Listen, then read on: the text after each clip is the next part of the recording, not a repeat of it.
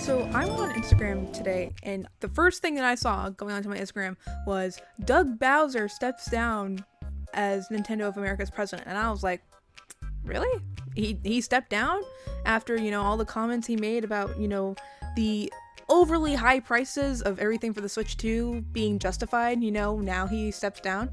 And so I did some reading, and it turns out that he will retire December 31st, the end of 2025, after more than a decade at the company. And he will be succeeded by Devin Pritchard, who, to my knowledge, will be the first ever female to run Nintendo of America, or Nintendo as a whole, I don't know. I will fact check myself on that. Devin Pritchard, who is a nearly 20-year veteran of the video game industry and a longtime Nintendo executive. It says here, most recently, Pritchard served as an executive vice president of revenue, marketing, and consumer experience at Nintendo of America. Which it says here that she also oversaw many aspects of the Switch 2 launch this spring. Which begs the question, does she also have the same views of Doug Bowser when it comes to feeling like the prices for everything about the Switch 2 are justified? Considering the fact that they are setting a precedent in the gaming community of literally having the highest prices right now for games that, quite honestly, don't deserve those high prices. Not saying that games are bad, just saying they don't need to be $60, $70. So, yeah, that was interesting to see. And obviously, I wasn't a big fan of Doug Bowser.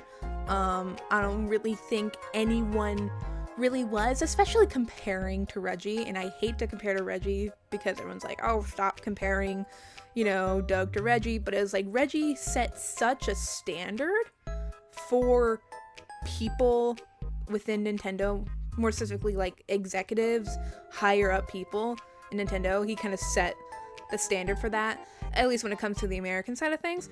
Like, him and Iwata were fucking, they were amazing, right? From what I remember being a kid and seeing everything with Nintendo, seeing Iwata and Reggie just like brawl in that one Nintendo video. I'm pretty sure it was an E3, or was it like the first Nintendo Direct, whatever. But that was cool. That is what we loved. We loved Iwata and Reggie. We loved how they bounced off of each other. And Reggie and Iwata just embraced their community. And ever since Iwata sadly passed away and Reggie sadly stepped down from the company, you kind of seen that completely go away. And that's been really, sad. We haven't seen the Nintendo essence as much anymore. And if you understand what I mean by essence, then you'll understand how different Nintendo is nowadays compared to even in the 2010s, right?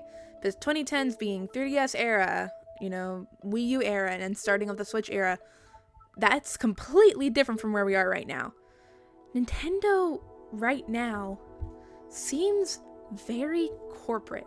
And you're probably like, yeah, Lynn, I mean, they're a fucking corporate company, which I get that. They are a big company, corporate, yeah.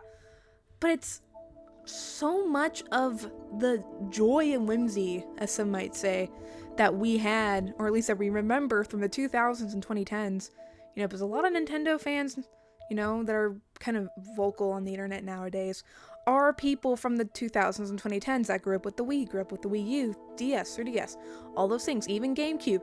There was a type of whimsical nature to Nintendo during that time, and we've seen that go away in these most recent years. And it's sad because so many people loved that. So many people are nostalgic to that.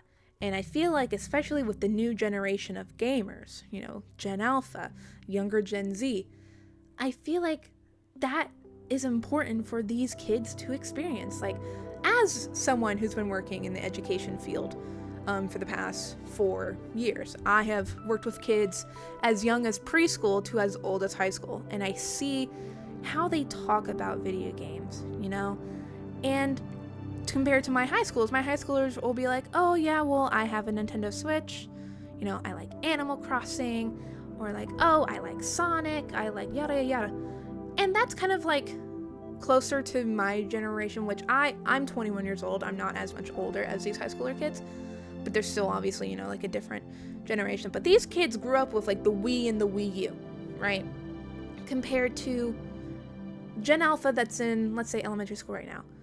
If I were to ask my students, hey, what games are you playing right now?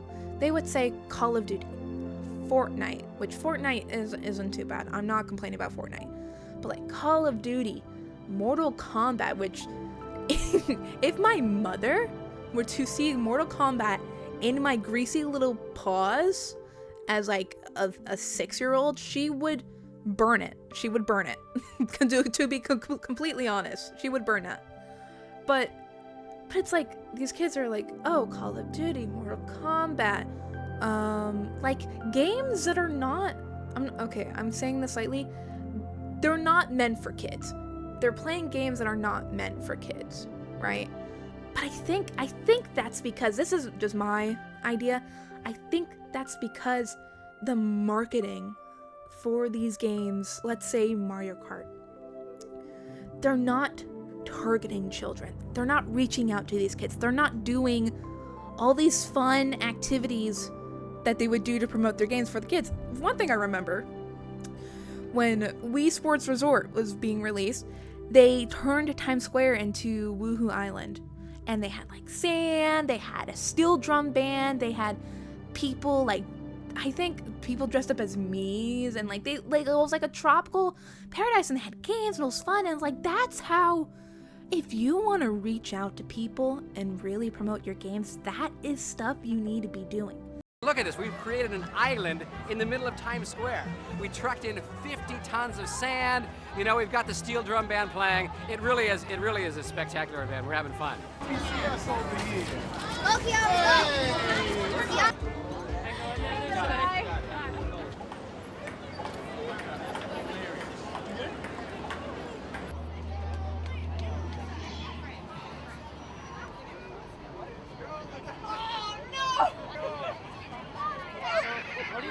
It was a lot of fun. I'm normally not into video games or anything, but this was something which is quite different. It felt like you were actually playing a real game of table tennis. I did the water sports, and it was the greatest. It was the greatest thing. And it's such great exercise. I've been training to be a ninja. Now this game, I'm so obsessed with it. I don't know if that stunt really truly upped the sales for Wii Sports Resort. I'm not entirely sure. I'm not a statistics expert and I haven't seen the statistics. But what I can say is that is more appealing to me as someone that might be interested in the game. Like if, let's say, I don't know, new Animal Crossing game, they decide to, I don't know, make Central Park a kind of like a bug hunt for the new Animal Crossing game, to promote the new Animal Crossing game. They make it like a bug hunt, identify bugs or plants or whatever for like a prize. That'd be something that'd be awesome to easily promote the game, get people involved, get people really excited for the game. And I feel like that would, you know, give the game numbers, right? But the simple, oh, here's a trailer and enjoy it, and then also put everything behind a paywall, you know, like that's not going to reach people. That's going to get you money, yeah. But in my opinion, I'm not a business owner. I'm not. I am a consumer. But I feel like your first mission as specifically a video game company, especially a video game company that has changed lives, like I'm not gonna, you know, keep it light. Nintendo has changed lives. You know, they have altered lives with their games, and they have helped a lot of people. I'm not going to sugarcoat it. Like, Nintendo has been very impactful for a lot of people. I would think that you would at least try to keep that magic alive. And I mean this as in, if you remember from the Wii and the Wii U, I'm a Wii and Wii U glazer until the day I die, but it's for a reason. Right? The Wii and the Wii U had online services that you didn't have to pay for, right? During that time, like we had the PS3, PS4, all those consoles, you had to pay money to even be online, right? Which, of course, people didn't like, but then you saw the Wii and the Wii U. They introduced Wi-Fi connection on the Wii and Wii U. They didn't ask you to pay any money for that. Like, you could just do it. As long as you had an internet connection, you could do it. And that was great. That was awesome. You didn't have to pay an online subscription every month to just play with your friends on Animal Crossing. You didn't have to pay an online subscription to play Mario Kart Wii online. Like, that should be the standard, right? I don't know why people are paying for online, right? And I've heard one argument be like, oh, well, it's for people who, don't want their kids online. So if like the kids have a console and they don't have an online subscription, they can't play online. Which I can understand, but still, people pay for online subscriptions for children. Parents, especially in this generation, I'm trying not to dog on parents, but if their kid basically was like, Mom, I want an online subscription so I can play Mario Kart with my friend from school or whatever, they'll like pay for them. They'll pay for them. Because they're like, oh, it's $3.99 a month for like the basic subscription. Like, it's fine.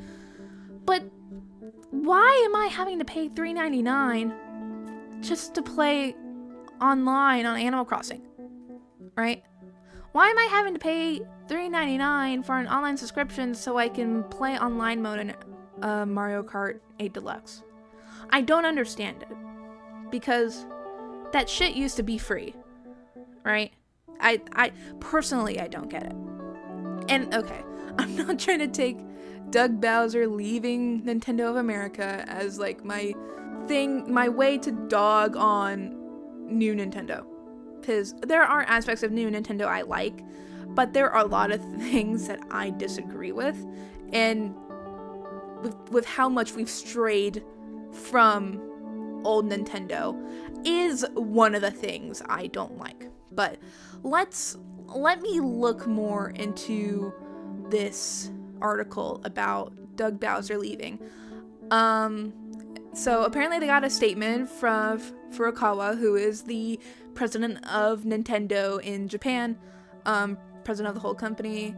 And he said here, during his tenure, Doug made numerous contributions to bring smiles to the faces of people connected to Nintendo. I would like to express my gratitude for his strong efforts.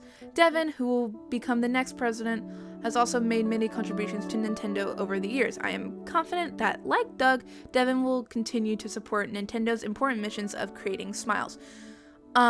Which is funny because of the amount of people and families that have been affected by these prices that y'all have been making your new console and your new games. Because I would like to point out, a Nintendo Switch 2 in the United States with Mario Kart World involved is, if I'm not mistaken, around $530, which is outrageous, right? I feel like that is outrageous. For a Nintendo Switch 2, that is outrageous. Like, that was the same price I got my PlayStation 5 for, right? That's around the same price I got my PlayStation 5 for, right? I feel like that price shouldn't be on a Nintendo console. I'm not saying that Nintendo is low quality at all. I am not. But I am saying for the games Nintendo produces and the kind of console that Nintendo released, which is kind of literally like a copy and paste of the previous console with a few extra things that, yet again, you need an online subscription for, it shouldn't be that price. It should never be up to that price. And I know it's including a new game, but even then, that new game shouldn't be like $80, right? Like, I'm sure Mario Kart World is great. I'm sure it's great. I've heard great things, but I also know that literally everyone stopped playing it after the first week because people got bored of it. People got so bored of it, and a lot of people complained about the online, right? And I'm not saying that it's bad. I don't know because I haven't played it, because guess what? I don't have a Nintendo Switch because I am one of those people that just don't have that money to put down for something like that. And I mean, I'm not bothered by it. Like, I have other things to worry about than a Nintendo Switch. But if you, as a consumer, are concerned about these prices, then don't just turn around and buy it, right? Like, I know for a fact I am not buying Nintendo Switch for a while, right? Because one, I don't have the money. I have other things to worry about. I am an adult that has to pay bills. I don't have the money to put down for that. And also, I am not quite happy with how Nintendo's been doing things, right?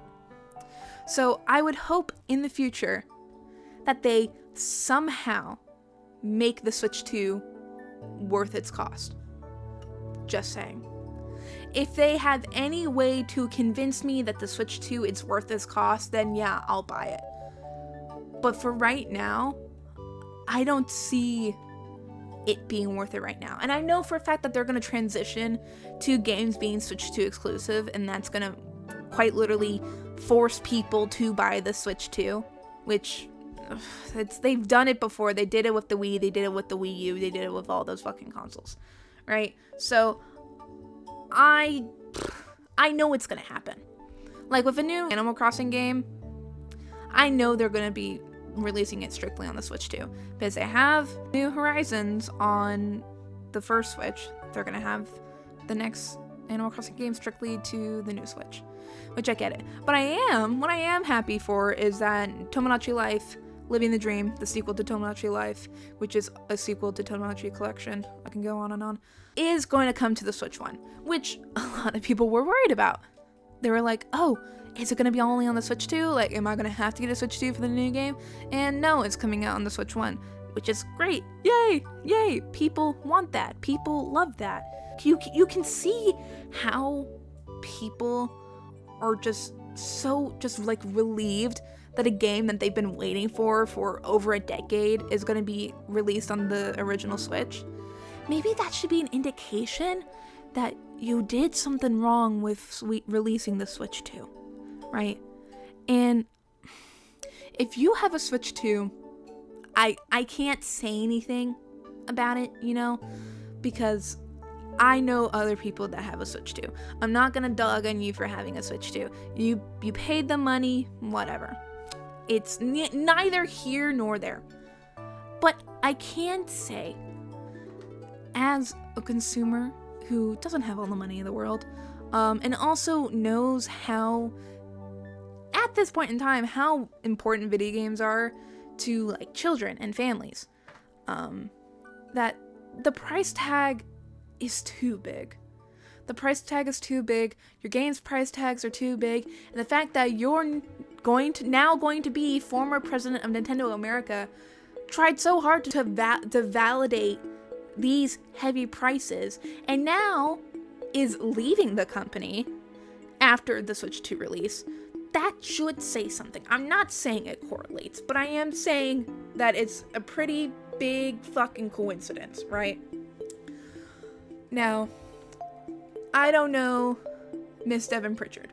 I don't. I have not heard of her prior to me reading this article. I do have hope, you know. I do have hope, especially with her supposedly being the first female president of Nintendo of America. To my knowledge, I will fact check that. But yeah, I have faith, and if she really wants to make a statement, and she really wants to make a difference, then she'll do that. And yeah, but we'll see. But yeah, Doug Bowser's leaving. That was definitely something that I did not expect to see at all, right? He's been with the company a bit over a decade, you know. Let me go on Reddit and see how Reddit's reacting to this. I'm gonna read this Reddit comment because I do feel like it is quite nice. Reggie was an influential Nintendo of America president and responsible for adapting Nintendo's most successful products of all time to the West. In his book, he talks about a lot of the times where he had to intervene and force hands on last-minute decisions that undeniably made a difference, Wii Sports being a free edition, and was a presence on stage. Doug is leaving the position with a pretty unnotable track record in either direction.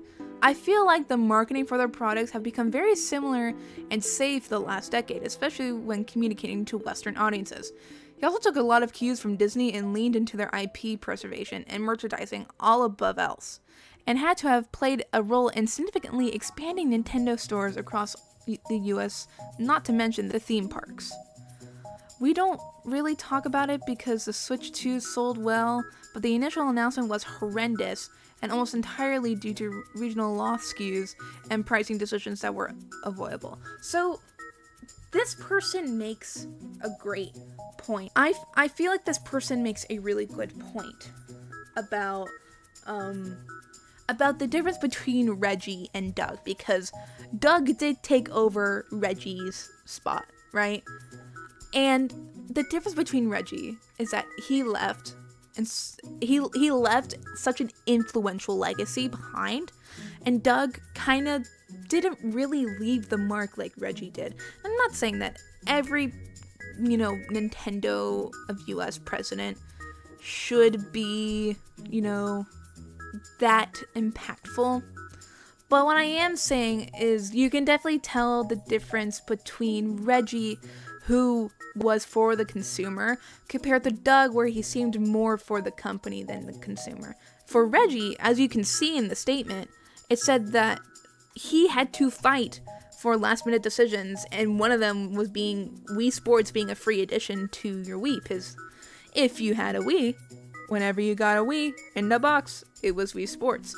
So many things about the Wii are just so iconic, and Wii Sports is one of those things.